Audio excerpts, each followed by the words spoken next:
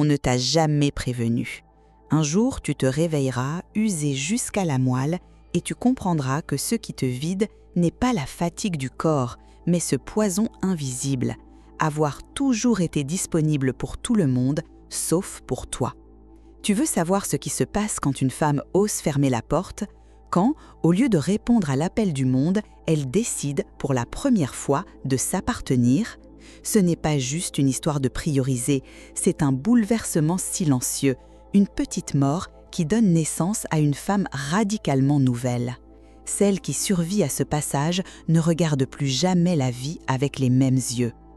On t'a appris qu'aimer, c'était s'oublier. Qu'être une femme bien signifiait dire oui, offrir, supporter, avaler le silence et le chagrin pour préserver la paix. Mais à force de donner, tu t'es retrouvée déserte à l'intérieur. Avoue-le, tu sens parfois ce vide, cette lassitude qui ne part pas, même entourée, même aimée. Et si ce vide était le signal qu'il est temps de te retirer du manège, d'être indisponible pour la douleur qu'on attend que tu portes? Mais qu'arrive-t-il vraiment quand une femme brave ce tabou? Ce n'est pas du cinéma, ce n'est pas un slogan de développement personnel, c'est un passage secret, presque sacré, où tu deviens à la fois ton refuge et ton territoire. Ce moment précis où tu cesses de t'excuser d'exister, où tu oses dire non, non pas pour blesser, mais pour cesser de t'effacer. Et, contre toute attente, ce non bouleverse la dynamique, inverse le pouvoir, attire le respect, parfois même l'incompréhension, car tout le monde n'est pas prêt à voir une femme entière, souveraine. Jung l'a dit mieux que quiconque, le plus grand acte d'amour de soi, c'est le courage de décevoir. Refuser l'épuisement, c'est choisir la vie. Mais personne ne t'explique à quel point c'est effrayant au début, comme marcher sur une corde raide, sans filet. Pourtant, c'est là, précisément là, que tu découvres la force que personne ne peut ôter, celle d'être indisponible pour tout ce qui ne fait pas grandir ton âme. Cette vidéo n'est pas une leçon, c'est un miroir tendu à toutes celles qui, un jour, sentent l'appel de la métamorphose. Tu n'auras peut-être pas envie d'entendre tout ce qui va être dit ici, mais si tu restes, si tu oses, tu pourrais ne plus jamais te regarder comme avant. Prête à traverser ce seuil? Plonge avec moi, laisse tomber les rôles et découvre ce qui arrive quand tu deviens enfin indisponible pour le monde, mais surtout pour ce qui te vole ta lumière. Il y a quelque chose de mystérieux dans cet épuisement qui ne se guérit pas avec le sommeil. Tu le connais, ce poids invisible qui t'écrase les épaules dès le réveil, cette sensation d'être vidé avant même d'avoir commencé la journée. C'est le prix secret que tu payes pour avoir toujours été là, toujours disponible, toujours prête à porter les émotions des autres comme si c'était ton devoir sacré de femme. Mais personne ne t'a jamais dit que cette disponibilité permanente était un piège. Personne ne t'a expliqué qu'à force de te rendre indispensable à la souffrance des autres, tu deviendrais étrangère à ta propre joie. Car oui, il faut le dire clairement, tu t'es habitué à exister à travers les besoins d'autrui. Tu as appris à reconnaître ta valeur dans les remerciements, dans les soupirs de soulagement, quand tu arrives pour réparer, consoler, rassurer. Tu es devenue l'experte des urgences émotionnelles des autres, mais complètement analphabète face à tes propres désirs. Jung parlait de ces masques que nous portons pour survivre en société, ces personnages que nous endossons jusqu'à oublier qui nous sommes vraiment. Mais il y a un masque particulièrement insidieux, celui de la femme toujours disponible. Ce masque colle si bien à la peau qu'il devient impossible de savoir où il finit et où tu commences. Tu te retrouves à dire oui automatiquement, comme un réflexe conditionné, avant même d'avoir consulté ton corps, ton cœur, ton énergie. Pourtant, ton corps, lui, garde la comptabilité précise de tous ces oui qui n'en étaient pas vraiment. Il accumule la tension dans tes épaules, la fatigue dans tes yeux, cette boule au ventre qui grandit chaque fois que le téléphone sonne et que tu reconnais cette voix qui va encore avoir besoin de quelque chose. Ton corps sait déjà ce que ton mental refuse encore d'admettre. Tu es en train de t'éteindre à petit feu pour maintenir l'illusion que tu es une femme bien, une femme généreuse, une femme qui mérite l'amour parce qu'elle se sacrifie. Mais as-tu déjà remarqué quelque chose de troublant? Ces personnes pour qui tu es toujours disponible, ces urgences que tu traites avec tant de dévouement, elles trouvent toujours le moyen de se débrouiller quand tu n'es pas là. Magiquement, les solutions apparaissent, les crises se résolvent, la vie continue. Et toi, pendant ce temps, tu étais persuadé d'être indispensable. Tu étais convaincu que sans ta présence, ton écoute, ton aide, tout s'effondrerait. Mais la vérité, c'est que tu n'étais pas indispensable, tu étais juste disponible. Et la disponibilité, ce n'est pas de l'amour, c'est de la complaisance déguisée. Un jour, tu t'es effondré dans une salle de bain inconnue, à bout de force. Tu as croisé ton regard dans le miroir, les yeux rougis, et tu as compris, vraiment compris, que tu ne pourrais plus jamais revenir en arrière. Plus jamais. Ce n'était pas une promesse à quelqu'un d'autre, c'était un pacte silencieux avec toi-même. Il y a une différence fondamentale entre être généreuse et être corvéable. La générosité naît d'un surplus, d'un débordement de joie et d'énergie que tu as envie de partager. Être corvéable, c'est donner à partir du vide, puiser dans des réserves qui n'existent plus, offrir ce que tu n'as pas pour éviter la culpabilité de dire non. Et cette culpabilité, elle a été soigneusement cultivée depuis ton enfance. On t'a appris que ton bonheur passait après celui des autres, que tes besoins étaient négociables, que ton énergie était un bien commun auquel tout le monde avait droit. Alors maintenant, pose-toi cette question avec une honnêteté brutale. Quand as-tu ressenti de la vraie joie pour la dernière fois? Pas cette satisfaction fade d'avoir rendu service, pas ce soulagement momentané d'avoir évité un conflit en disant oui, non. De la vraie joie, cette émotion pure qui naît quand tu fais quelque chose uniquement parce que cela te fait plaisir, uniquement parce que cela nourrit ton âme. Si tu dois chercher longtemps pour répondre, alors tu as ta réponse. Il est temps de comprendre ce qui se passe vraiment dans cette mécanique de l'épuisement et surtout, comment en sortir avant qu'il ne soit trop tard. Mais voici ce que personne ne te dit sur cette transformation. Le moment où tu commences à fermer la porte, ce n'est pas beau comme dans les films, c'est terrifiant. Apocalyptique même, parce que tout ton système nerveux, conditionné depuis des décennies, se met à crier au danger. Tu as l'impression de commettre un crime contre l'humanité en refusant d'être disponible. Ton cerveau reptilien s'affale, te bombardant de signaux de panique. Tu vas être abandonné, tu vas être jugé, tu n'es rien sans ton rôle de sauveuse. Cette peur primitive, elle a un nom, la terreur de l'exclusion. Depuis la nuit des temps, être rejeté du groupe signifiait la mort pour une femme. Alors, ton inconscient a développé une stratégie de survie, devenir indispensable à la souffrance des autres. Si tu portes leurs douleurs, leurs problèmes, leurs angoisses, ils ne pourront jamais se passer de toi. C'est un pacte secret, non négocié, mais d'une efficacité redoutable. Sauf que ce pacte t'a coûté ton âme. Jung avait cette intuition géniale. Nous développons des symptômes névrotiques pour éviter de confronter nos peurs les plus profondes. Ton hypervigilance aux besoins d'autrui, cette capacité surnaturelle à sentir quand quelqu'un va mal, ce n'est pas un don. C'est un système d'alarme développé pour éviter l'abandon. Tu as appris à lire les émotions des autres mieux que tes propres sensations, à anticiper leurs demandes avant même qu'ils ne les formulent. Tu es devenue une experte en météorologie émotionnelle, capable de prédire les orages relationnels et de t'y précipiter avec ton parapluie. Mais regarde ce que cela t'a coûté. Tu ne sais plus ce que tu veux vraiment. Quand on te demande ce qui te ferait plaisir, tu regardes dans le vide comme si la question était formulée dans une langue étrangère. Tes désirs se sont atrophiés à force de ne jamais être consultés. Tes envies se sont éteintes à force d'être repoussées à plus tard, quand tu auras fini de sauver le monde. Mais le monde, il n'en finit jamais d'avoir besoin d'être sauvé. Et pendant ce temps, tu t'es oublié. Il y a quelque chose de particulièrement cruel dans cette mécanique. Plus tu donnes, plus on attend de toi. Plus tu es disponible, plus on considère que c'est normal. Tu as créé un précédent, établi un standard impossible à maintenir. Les gens se sont habitués à ce que tu sois leur solution de secours, leur assurance tout risque émotionnel. Ils ne voient même plus l'effort que cela représente pour toi. Ton sacrifice est devenu invisible, comme l'air qu'on respire, indispensable mais pris pour acquis. Et puis il y a cette culpabilité toxique qui te ronge quand tu oses penser à toi. Cette petite voix insidieuse qui te chuchote que tu es égoïste, que tu exagères, que tu n'as pas le droit de te plaindre alors que d'autres souffrent plus que toi. Cette voix, elle a été programmée par des générations de femmes qui ont appris à se taire, à endurer, à porter la charge émotionnelle du monde sur leurs épaules. Mais cette voix ment. Elle confond amour et sacrifice, générosité et épuisement, force et résignation. La vérité, c'est que tu as le droit d'être indisponible. Tu as le droit de garder ton énergie pour toi. Tu as le droit de ne pas être la poubelle émotionnelle de tout le monde. Tu as le droit de dire non sans te justifier, sans donner d'excuses, sans proposer d'alternatives. Tu as le droit d'exister pour autre chose que les besoins d'autrui.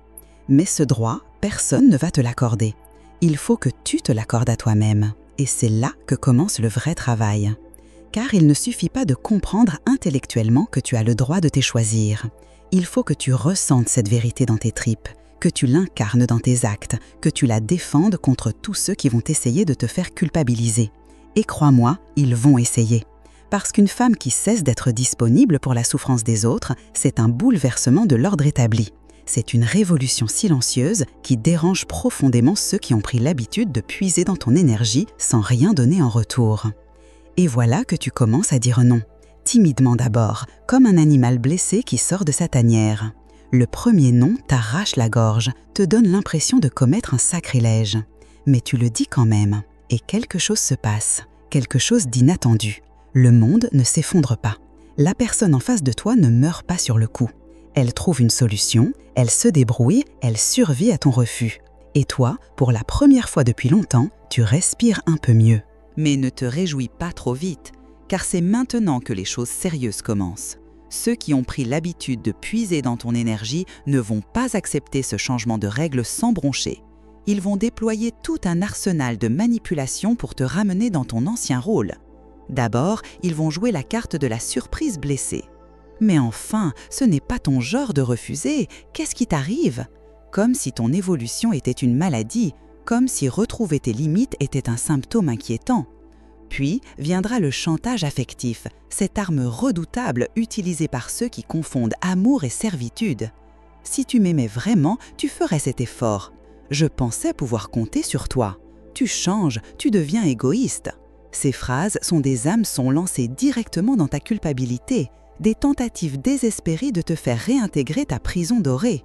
Car oui, ta disponibilité était une prison, même si elle était dorée des remerciements et de la reconnaissance d'autrui. Il y a quelque chose de fascinant et de terrifiant dans la réaction des autres quand tu cesses d'être corvéable. Ceux qui te respectaient le moins sont souvent ceux qui protestent le plus fort. Ceux qui tenaient ta générosité pour acquise sont les premiers à crier à l'injustice quand tu la rationnes. C'est révélateur, non ? Cela dévoile la vraie nature de certaines relations, des contrats non écrits où tu donnais tout et où ils prenaient tout en te faisant croire que c'était de l'amour. Jung avait observé cette dynamique perverse dans les relations humaines. Nous projetons sur les autres nos propres zones d'ombre. Ceux qui t'accusent d'égoïsme quand tu commences à te respecter révèlent leur propre incapacité à donner sans attendre en retour. Ils te reprochent de ne plus être leur distributeur automatique d'attention et de soins, parce qu'ils n'ont jamais appris à nourrir eux-mêmes leurs besoins émotionnels. Ton indisponibilité les confronte à leur propre vide et cela les terrorise. Mais le plus difficile, ce ne sont pas leurs reproches. Le plus difficile, c'est cette voix dans ta tête qui leur donne raison. Cette voix qui te dit que tu vas trop loin, que tu exagères, que tu ferais mieux de revenir à tes anciennes habitudes pour préserver la paix. Cette voix, elle connaît tous tes points faibles. Elle sait exactement quels mots utiliser pour te faire flancher. Elle te rappelle tous ces moments où tu as été heureuse de rendre service, où tu as ressenti de la fierté à être indispensable. Mais cette voix oublie de mentionner le prix que tu as payé pour cette fierté.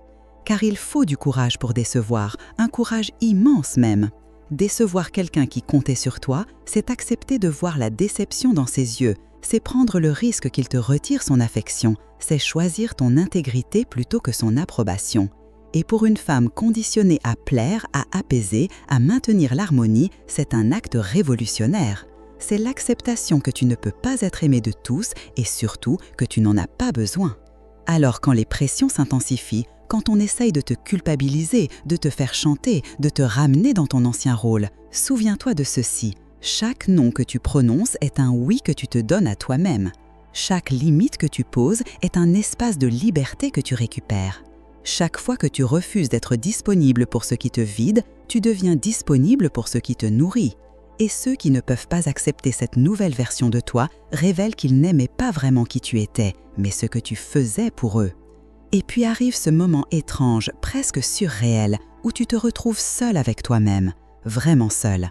Pas cette solitude habituelle où tu culpabilises de ne pas répondre aux messages, où tu planifies déjà le prochain service à rendre. Non, une solitude pure, vierge, où pour la première fois depuis des années, tu n'as rien à donner à personne parce que tu as choisi de garder ton énergie pour toi. Et c'est là que commence le vrai voyage, celui vers les territoires oubliés de ton être. Au début, c'est déstabilisant. Tu ne sais plus quoi faire de tes mains, de ton temps, de ton attention quand ils ne sont pas mobilisés par les urgences d'autrui. Tu réalises à quel point tu t'étais défini par tes actions pour les autres, par ton utilité sociale, par ta capacité à résoudre des problèmes qui n'étaient même pas les tiens. Qui es-tu quand tu n'es plus la femme qui sauve, qui console, qui répare ? Cette question peut te donner le vertige, car elle touche à l'essence même de ton identité. Jung appelait cela le processus d'individuation, ce chemin tortueux mais nécessaire vers la découverte de qui nous sommes vraiment, au-delà des rôles que nous jouons, au-delà des attentes des autres, au-delà même de nos propres croyances sur nous-mêmes. Mais pour une femme qui s'est construite entièrement autour de sa disponibilité aux autres, cette individuation ressemble à une mort et une renaissance simultanées. Tu meurs à celle que tu étais et tu renais à celle que tu as toujours été, mais que tu avais enfouie sous des couches de conditionnement. Dans ce silence retrouvé, quelque chose d'extraordinaire commence à émerger, tes propres désirs. Timides d'abord, comme des pousses fragiles qui percent la terre après un long hiver. Tu redécouvres des envies simples que tu avais oubliées. L'envie de lire un livre entier sans être interrompu, l'envie de marcher sans but, juste pour le plaisir de sentir tes pas sur le sol, l'envie de créer quelque chose avec tes mains, de ta propre initiative, sans que personne ne te l'ait demandé. Ces désirs, si longtemps réprimés, remontent à la surface avec une force surprenante. Mais il y a quelque chose de plus profond qui se réveille aussi. Ta colère, cette colère saine, légitime, que tu avais étouffée depuis si longtemps qu'elle s'était transformée en tristesse chronique. Tu prends conscience de toutes ces fois où tu as dit oui en pensant non, où tu as souri en serrant les dents, où tu as porté des fardeaux qui n'étaient pas les tiens. Cette colère n'est pas destructrice, elle est libératrice, elle est le carburant de ta transformation, l'énergie qui te permet de poser tes limites avec fermeté. Tu commences à voir les patterns, les mécanismes répétitifs qui t'ont mené à cet épuisement. Tu comprends que certaines personnes de ton entourage n'ont jamais appris à gérer leurs émotions parce que tu étais toujours là pour le faire à leur place. Tu réalises que ton hyper-responsabilité a créé des irresponsables autour de toi. En voulant t'aider, tu as parfois rendu service à la faiblesse des autres, tu as nourri leur dépendance émotionnelle au lieu de les encourager à grandir. C'est une prise de conscience douloureuse mais nécessaire. En refusant de laisser les autres affronter leurs propres tempêtes, tu les as privés de l'occasion de développer leur propre force. En absorbant constamment leurs émotions difficiles, tu as créé un déséquilibre où ils se déchargent et tu absorbes, où ils se libèrent et tu te charges.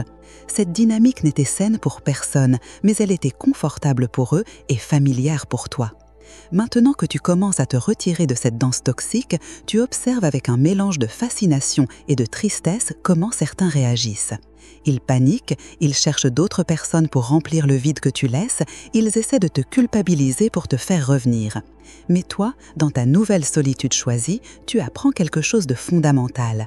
Tu n'es responsable ni du bonheur des autres, ni de leur capacité à gérer leurs émotions. Cette révélation est à la fois terrifiante et libératrice. Terrifiante parce qu'elle remet en question toute ta façon d'aimer. Libératrice parce qu'elle t'ouvre enfin la porte vers ton propre territoire intérieur. Et c'est là que quelque chose de magique commence à se produire.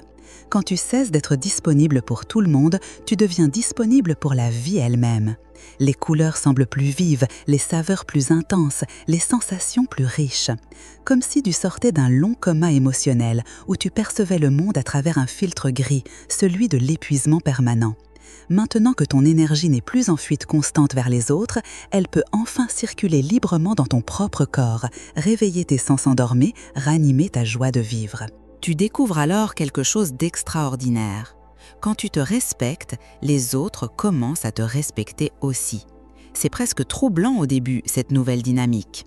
Les personnes qui t'entourent, habituées à ce que tu dises toujours oui, sont déstabilisées par tes refus fermes mais bienveillants. Elles ne savent plus comment te prendre et curieusement, cette incertitude les pousse à mieux te traiter. Elles réalisent qu'elles ne peuvent plus tenir ta présence pour acquise, que ton temps et ton attention ont une valeur, que tes limites sont réelles et non négociables. Il y a quelque chose de profondément juste dans cette transformation.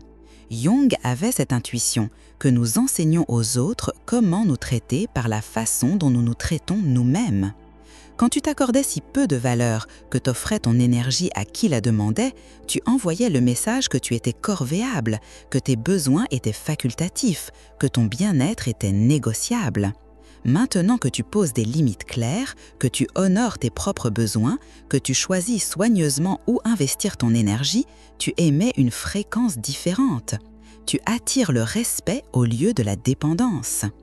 Mais attention, cette transition n'est pas linéaire.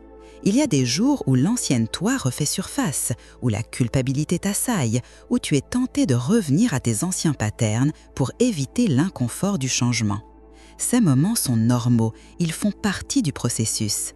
Tu es en train de désapprendre des décennies de conditionnement, de réécrire des programmes profondément ancrés dans ton système nerveux. C'est un travail de patience, de bienveillance envers toi-même, d'acceptation que la transformation authentique prend du temps. Dans ces moments de doute, observe ce qui se passe dans ton corps. Ton ancien mode de fonctionnement créait une tension permanente dans tes épaules, un nœud dans ton estomac, une fatigue chronique que rien ne semblait soulager. Maintenant, quand tu honores tes limites, quand tu dis non avec fermeté et douceur, sens comme ton corps se détend, comme ta respiration s'approfondit, comme ton énergie remonte naturellement. Ton corps ne ment jamais. Il est ton baromètre le plus fiable pour savoir si tu es sur le bon chemin. Tu commences aussi à remarquer que les relations authentiques, celles qui méritent vraiment ton investissement, ne se nourrissent pas de ton sacrifice. Les personnes qui t'aiment vraiment ne veulent pas que tu t'épuises pour elles. Elles respectent tes limites, elles encouragent ton épanouissement, elles célèbrent ta transformation au lieu de la combattre. Ces relations-là deviennent plus profondes, plus riches, plus nourrissantes parce qu'elles reposent sur un échange équilibré plutôt que sur un don à sens unique. Il y a quelque chose de bouleversant dans cette découverte. Tu peux être aimé pour qui tu es, pas seulement pour ce que tu donnes. Cette révélation peut te faire pleurer tant elle contraste avec ce que tu as cru pendant des années. Tu as passé tant de temps à mériter l'amour par tes actes, à acheter l'affection par tes sacrifices, que l'idée d'être aimé gratuitement, inconditionnellement, juste parce que tu existes, te semble presque impossible. Mais c'est pourtant la vérité. L'amour authentique ne se négocie pas, ne se mérite pas, ne s'achète pas par l'épuisement. Et puis il y a cette force nouvelle qui grandit en toi, cette capacité à tenir ferme face aux pressions, aux manipulations, aux tentatives de culpabilisation. Tu développes une forme de souveraineté intérieure, une autorité bienveillante mais inébranlable sur ta propre vie. Tu n'as plus besoin de justifier tes choix, d'expliquer tes limites, de négocier ton droit à exister pour toi-même. Cette souveraineté n'est pas de l'égoïsme, c'est de l'amour de soi dans sa forme la plus pure et la plus courageuse. Puis arrive cette phase mystérieuse où tu commences à redécouvrir tes propres rituels, ces petits gestes sacrés qui nourrissent ton âme que tu avais abandonnés depuis si longtemps au profit des urgences d'autrui. Tu te souviens de cette femme que tu étais avant, celle qui prenait le temps de savourer son café le matin, qui s'accordait de longs bains parfumés, qui écrivait dans un carnet ses pensées secrètes. Cette femme n'était pas égoïste, elle était vivante. Elle savait instinctivement que prendre soin de soi n'est pas un luxe, mais une nécessité, pas une coquetterie, mais une responsabilité envers la vie qui coule en nous. Ces rituels d'auto-soin ne sont pas que des gestes de surface. Ils sont des actes de révolution silencieuse, des façons de dire à ton système nerveux que tu comptes, que ton bien-être mérite du temps et de l'attention. Quand tu t'accordes ces moments de tendresse envers toi-même, tu reprogrammes des décennies de négligence de soi. Tu apprends à ton corps qu'il peut enfin se détendre, que tu ne vas plus le pousser au-delà de ses limites, que tu ne vas plus l'ignorer quand il te supplie de ralentir. Jung avait cette vision profonde du soin de soi comme d'un acte spirituel. Il comprenait que s'occuper de son propre jardin intérieur n'était pas du narcissisme mais de la sagesse. Comment pourrions-nous offrir aux autres ce que nous ne nous donnons pas à nous-mêmes? Comment pourrions-nous aimer authentiquement si nous ne connaissons pas la texture de l'amour appliquée à notre propre être?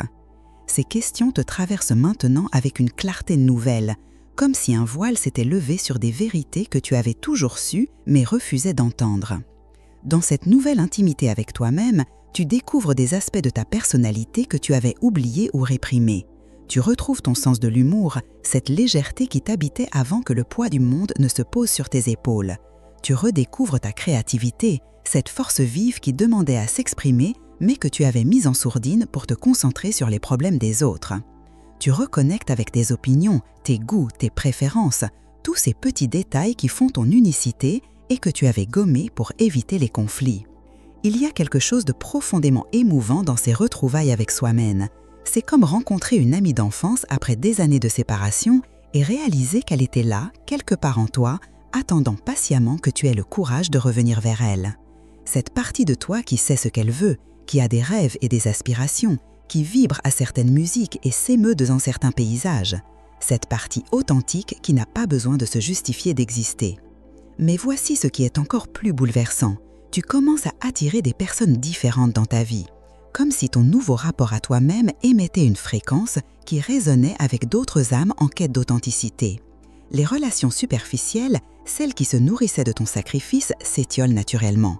Et à leur place émergent des connexions plus profondes, plus équilibrées, avec des personnes qui comprennent la valeur des limites saines, qui respectent ton espace intérieur, qui célèbrent ta transformation au lieu de la craindre. Ces nouvelles relations te révèlent à quel point l'amour authentique est différent de la dépendance émotionnelle que tu confondais avec de l'affection. Dans l'amour véritable, il y a de l'espace pour que chacun grandisse, évolue, change. Il y a une qualité de présence qui ne demande rien en retour, qui ne s'attend pas à ce que l'autre comble ses manques ou résolve ses problèmes. C'est une révélation qui peut te faire pleurer de gratitude et de soulagement.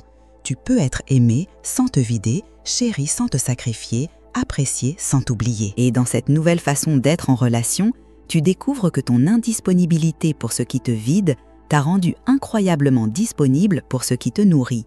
Tes sens sont plus aiguisés, ton intuition plus fine, ta capacité d'émerveillement décuplée. Tu goûtes la vie avec une intensité nouvelle, comme si tu la découvrais pour la première fois. Et d'une certaine façon, c'est exactement ce qui se passe. Tu découvres ta vie, enfin libérée des attentes et des besoins d'autrui, enfin disponible pour ta propre expérience du monde. Et voilà où mène cette transformation radicale. Tu deviens une femme que tu ne reconnais plus et pourtant tu la reconnais parfaitement. C'est un paradoxe troublant et magnifique.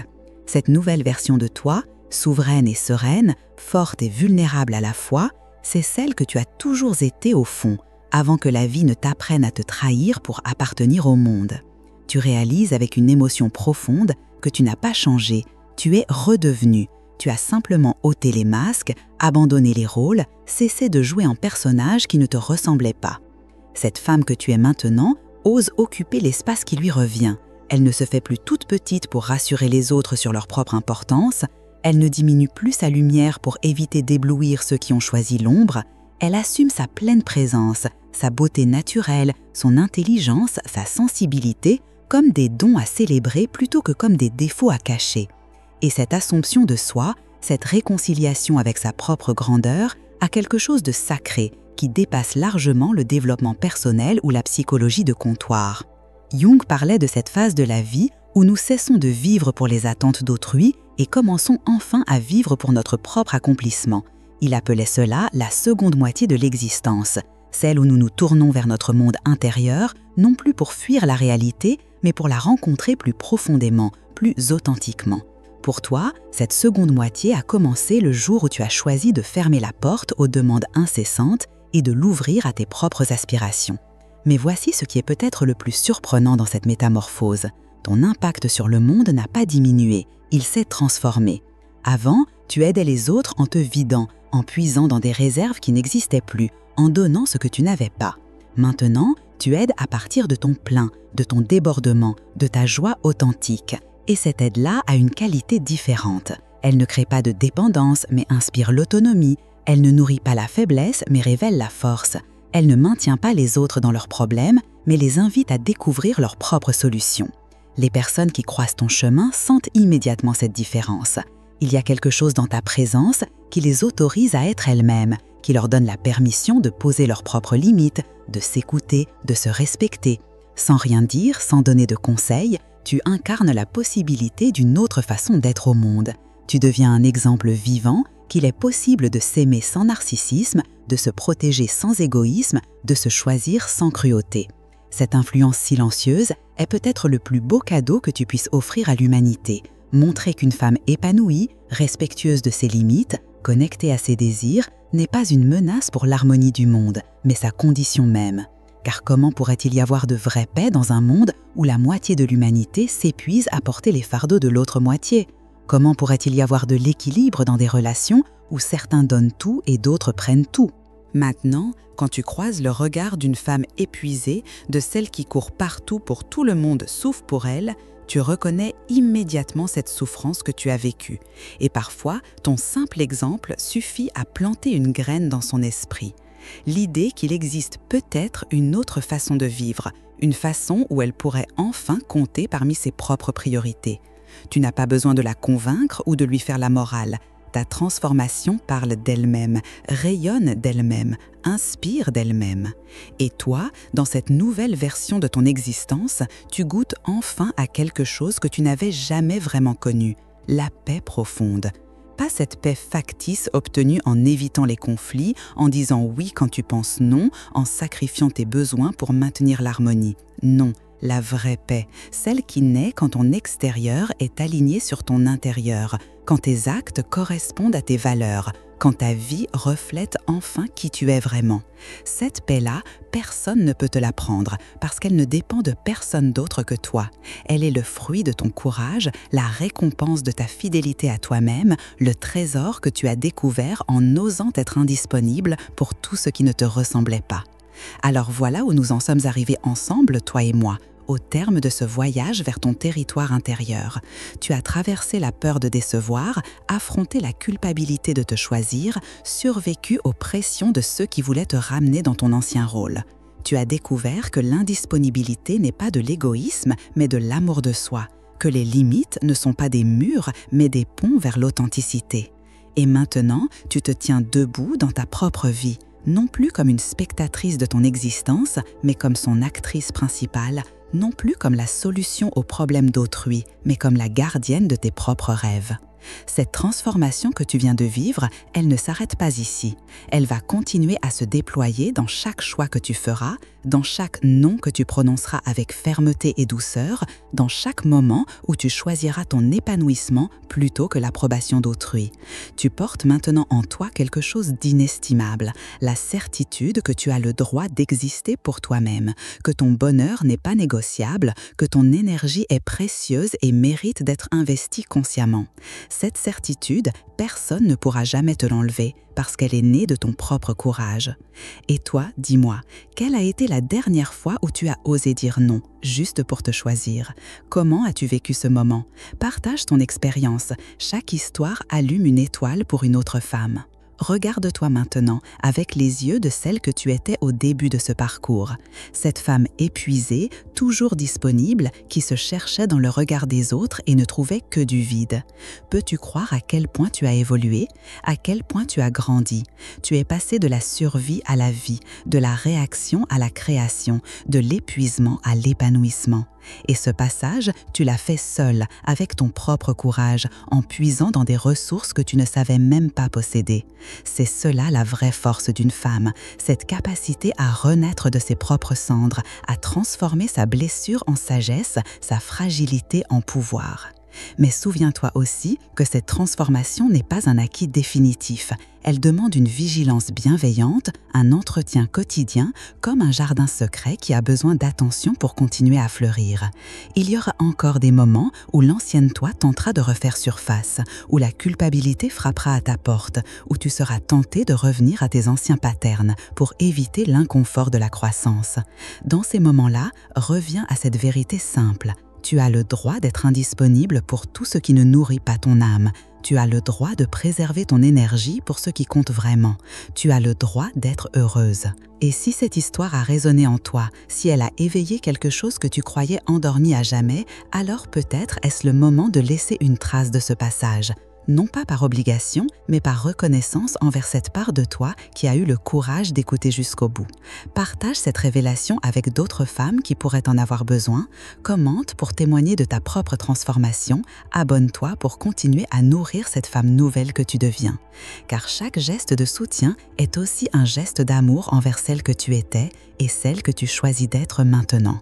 Parce qu'une femme qui se choisit enfin n'illumine pas seulement sa propre existence, elle allume une étoile dans la nuit de toutes celles qui cherchent encore leur chemin vers elles-mêmes.